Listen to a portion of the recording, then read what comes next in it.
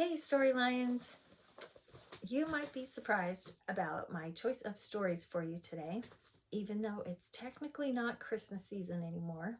It's February when I'm recording this. I've chosen a Christmas story.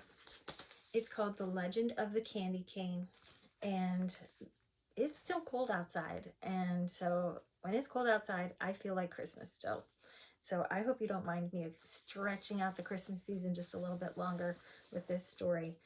Um, Also, the pictures in this book are just gorgeous, and I wanted to read the story that goes along with them. Kudos to our illustrator, James Bernardin.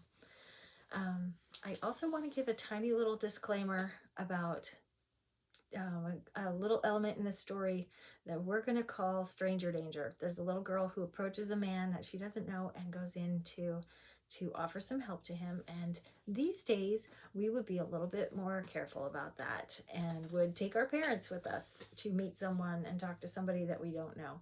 So if you can just keep in mind, this story was written in 1997, a few years ago. These days, I think they would have written that part of the story a little bit more carefully. So just keep that in mind when I read through those parts, and everything will be fine. I hope you really enjoy. My story called The Legend of the Candy Cane, the inspirational story of our favorite Christmas candy by Lori Walburg, illustrated by James Bernardin. Here we go.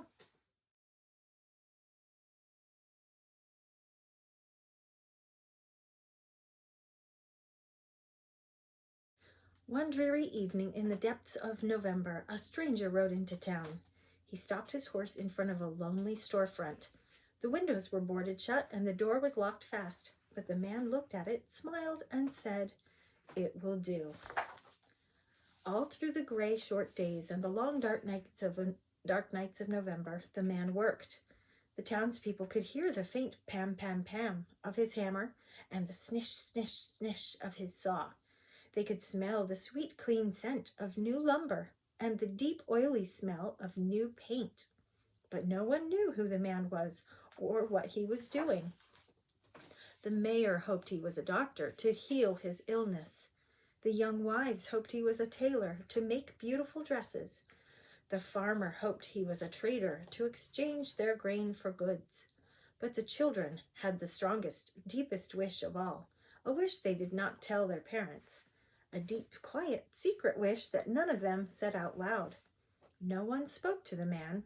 No one asked if he needed help. They just waited and watched and wondered and wished. But one small girl watched and wondered, waited and wished longer than she could stand. And one snowy day she knocked at the stranger's door. "Hello," she said. "My name is Lucy. Do you need some help?" The man smiled warmly and nodded. Then he opened the door and Lucy stepped inside. That's the part where you got to be careful with stranger danger. A long counter ran down the side of the room. Bare shelves filled the opposite walls. In the back were dozens and dozens of barrels and crates. "Could you help me unpack?" the man asked. Lucy's heart sank at the sight of all the boxes. What if they were only barrels of nails and bags of flour? But she removed her dripping boots and hung her coat on a peg. On stocking feet, she crossed the rough wooden floor and knelt beside a crate. "Please, open it," the man urged. Slowly, Lucy put her hand into the box and pulled out an object wrapped in tissue. Round and heavy, it almost slipped through her fingers. Lucy trembled a little as she unwrapped it. It was a glass jar.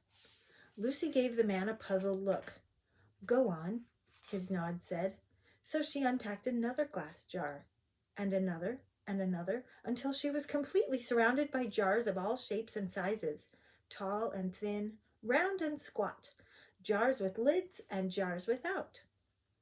"Now," the man said, "for something to put inside." And he pulled over a huge crate stamped with a strange word. As Lucy unpacked, her eyes lit up. It was candy, her favorite candy, gumdrops. "Try some," the man said. That's the other place where you got to be careful. She popped one in her mouth. Now she could hardly unwrap fast enough. Peppermint sticks, taffy, lollipops, chewing gum. Wide-eyed, she looked at the man. We wished, Lucy said. Yes, I know, said the man, and here it is. Welcome to Sonneman's Candy Store. I am John Sonneman. Soon the small store was filled with candies, gleaming in their glass jars. Raspberry suckers and tiny lemon drops, brightly colored jawbreakers, and long tangles of licorice. Pink and white peppermints for church and butterscotch balls for company. Then in the very last package, in the very last crate, was a candy Lucy had never seen before, a red and white striped candy stick with a crook on the end. What is this? Lucy asked. This, Mr. Sonneman explained, is a candy cane. It is a very special Christmas candy. Why? Lucy asked. Tell me, Mr. Sonneman said, what letter does it look like? Lucy took the candy and turned it in her hand.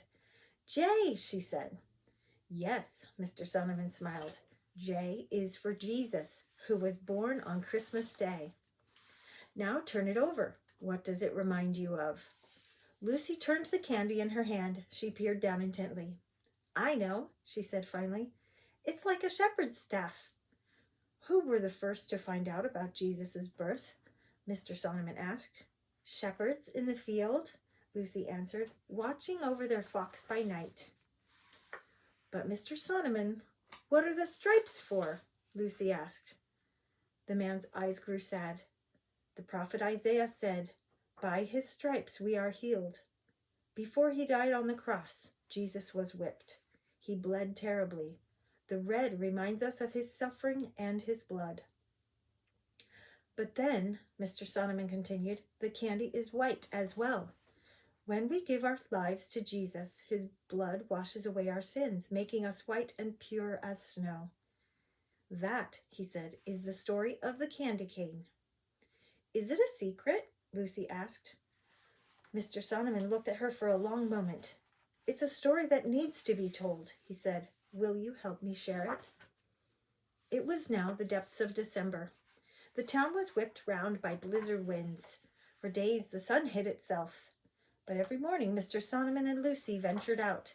They wore heavy woolen coats and bright hand-knit scarves, and in their stiff, mittened fingers they each held a bag. They went to every house in town. They traveled to every farm in the country. They knocked on every door, in every home. They told the story. They left a small gift, and they gave an invitation. On the afternoon of Christmas Eve, the sun finally broke through the clouds, and Sonneman's candy store officially opened. The mayor came, feeling better than he'd felt in days. The young wives came, dressed in beautiful smiles. The farmers came, eager to trade grain for Christmas gifts. The children ran in dizzy circles. Yes, their wish had come true. Yes, they had come to share in the opening of the candy store. But they shared something more, something bigger, something better. On that Christmas Eve, they shared the story of the candy cane. They told of the miracle of Christ's birth, the misery of his death, and the mercy of his love. The end. The history of the candy cane. The traditional candy cane was born over 350 years ago when mothers used white sugar sticks as pacifiers for their babies. Around 1670, the choirmaster of Cologne Cathedral in Cologne, Germany, bent the sticks into canes to represent a shepherd's staff. He then used these white candy canes to keep the attention of small children during the long nativity service. The use of candy canes during the Christmas service spread throughout Europe. In Northern Europe, sugar canes decorated with sugar roses were used to brighten the home at Christmas time. In the mid-1800s, the candy cane arrived in the United States when a German-Swedish immigrant in Wooster, Ohio, decorated his spruce tree with paper ornaments and white sugar canes. The red stripe was added to the candy cane at the turn of the century, when peppermint and wintergreen were added and became the traditional flavors for the candy cane. Some sources say that a candy maker in Indiana developed the candy cane as a witness of Christ's love. While we may never know the full history of the candy cane, we can share in the truth behind its symbol, the truth of Christ's birth and redemption, and the gift of his love. Story lions, look in a book, you'll see one there.